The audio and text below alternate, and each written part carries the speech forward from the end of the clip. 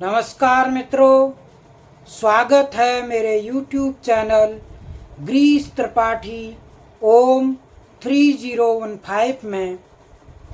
आज एक बहुत ही रोचक औषधि के बारे में हम जानेंगे जो अत्यंत ही लाभकारी और गुणकारी है, जो हमारे उत्तराखंड देवभूमि में हमारे हिमालयी राज्यों में पाया जाता है,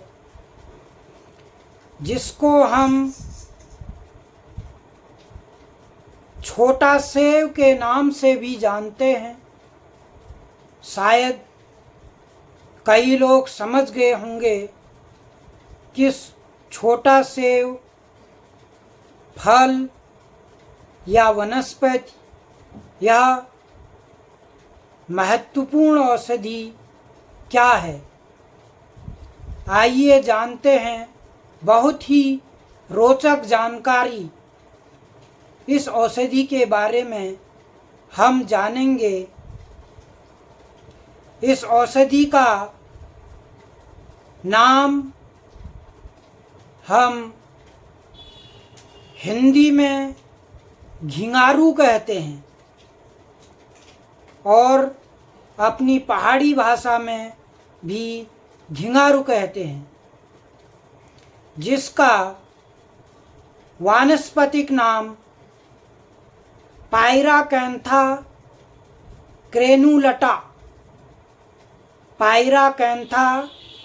क्रेनुलटा है। इसका वानस्पतिक वैज्ञानिक नाम।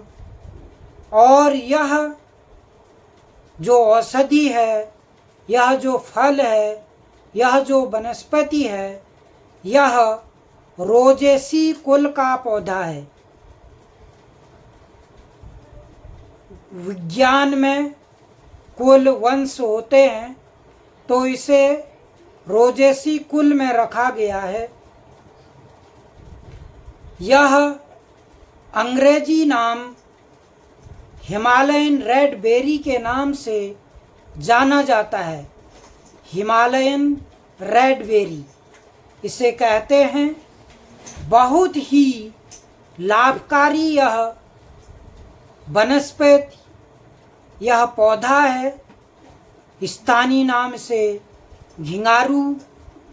और छोटे बच्चे हमारे नौनिहाल इसे छोटा सेव के नाम से भी पुकारते हैं या छोटा सेव भी इसे कहते हैं। बहुत ही गुणकारी यह पौधा है और यह जंगली वनस्पति है। हम इसको अपने परिवेश, अपने पर्यावरण में पथरीली जमीन और कहना चाहिए कि यह छोटे आकार का कांटे नुमा झाड़ी नुमा पौधा है। स्वाद में हल्का खट्टा और मीठा होता है। हमारे बच्चे और जो भी इस औषधि, इस फल को जानते हैं, वह बड़े चाव से इसे खाते हैं।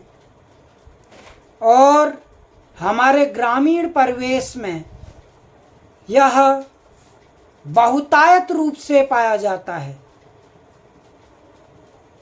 अगर हम घिंगारू अर्थात पायराकैंथा क्रेनुलटा के लाभ यानी कि इसके लाभदायी या उपयोगों के बारे में चर्चा करें, तो यह जो वनस्पति है, यह जो फल है, यह अत्यंत ही औषधीय और गुणवत्ता पूर्ण वनस्पति है। घिंगारू का जो पौधा है, इसमें भरपूर रूप में प्रोटीन पाया जाता है। इस पेड़ को लगभग यह पेड़ मार्च अप्रैल में फूल देता है और जुलाई अगस्त में यह फल के रूप में लाल और नारंगी कलर के इसके फल पाए जाते हैं। उत्तराखंड के पर्वतीय क्षेत्रों में यह औषधि पाई जाती है। हमारे पहाड़ों में यह समुद्र तल से 3000 से 7000 फीट की ऊंचाई वाले क्षेत्रों पर पाया जाता है, पर्वतीय क्षेत्रों पर। और मैंने यह बताया कि यह रोजेसी कुल का पौधा है। पर्वतीय क्षेत्रों के जंगलों में पाया जाता है। इसकी उपयोगिता हृदय, हमारा जो हार्ट है, उसे स्वस्थ रखने में अत्यंत ही गुणकारी है। घिंगारू जो है, इसके फल और इसके फलों का रस जो है रक्तचाप यानी कि ब्लड प्रेशर और हाइपरटेंशन जैसी बीमारी को दूर करने की क्षमता रखता है।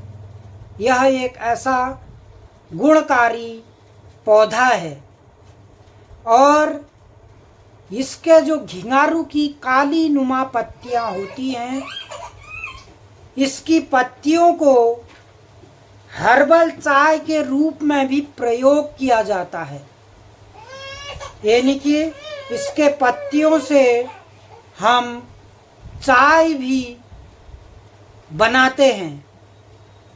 साथ ही कई जो हमारे आयुर्वेदिक चिकित्सा पद्धति है, उसमें जो यह फल होते हैं, जब इनको सुखाकर इनका चूर्ण बना दिया जाता है और जिन लोगों के को कभी पेट अत्यंत खराब हो जाए, दस्त, खूनी दस्त जिनको लग जाते हैं, उनको अगर इस फल को सुखाया हुआ चूर्ण दही में मिलाकर खिलाया जाए तो यह इस प्रकार की समस्या को रोकने में अपनी अत्यंत ही लाभकारी भूमिका को निभाता है।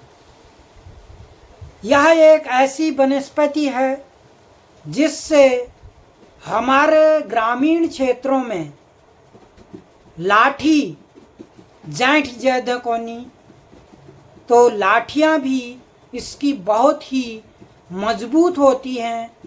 और यहाँ तक कि इसके जो डंडे होते हैं, उससे जो हमारे पहाड़ों में कृषक होते हैं, उनके हलों के हत्थे और जो पटेला होता है, उस पटेले के खुरपे भी बनाए जाते हैं, जो मडुआ और धान को गुड़ाई के रूप में उस पटले के साथ अपनी अहम भूमिका निभाते हैं। इसकी लकड़ी इतनी मजबूत होती है कि इसकी लकड़ी के हॉकी स्टिक तक बनाए जा सकते हैं।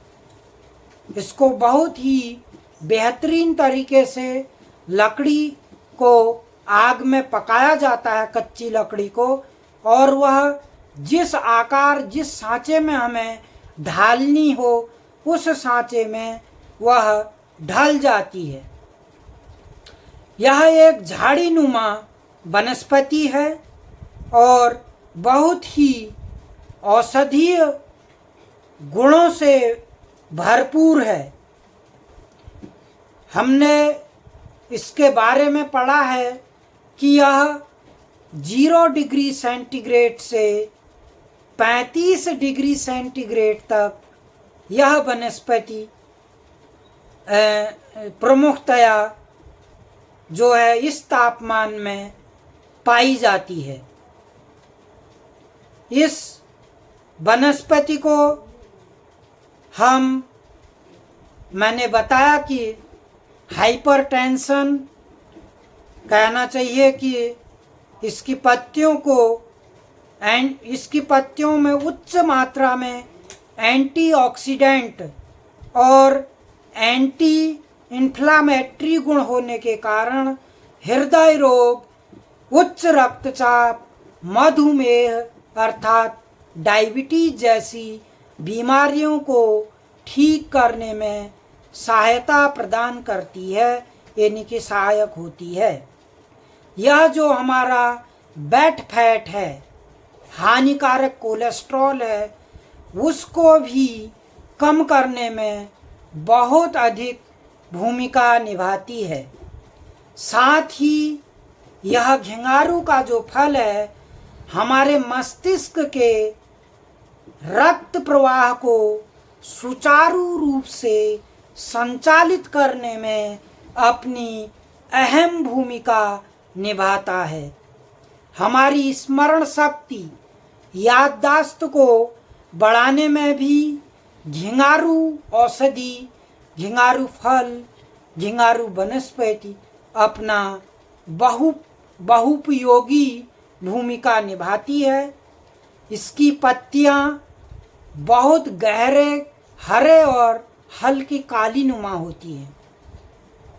इसको हम सजावटी के रूप में भी यूज करते हैं और कई हमारे जो किसान मित्र हैं, जो कृषक हैं, इसको अपने खेतों के बाढ़े बनाने में भी उपयोग करते हैं।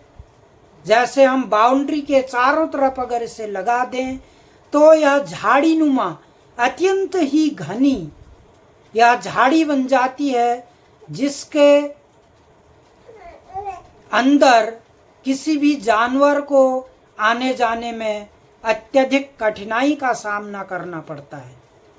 तो मित्रों, मुझे आशा है कि आपको यह हमारे उत्तराखंड का, मेरी देवभूमि का जो वनस्पति है, जो औषधि है, वह रोचक जानकारी से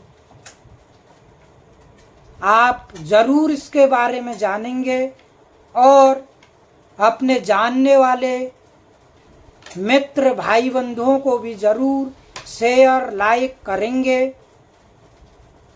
धन्यवाद। नमस्कार।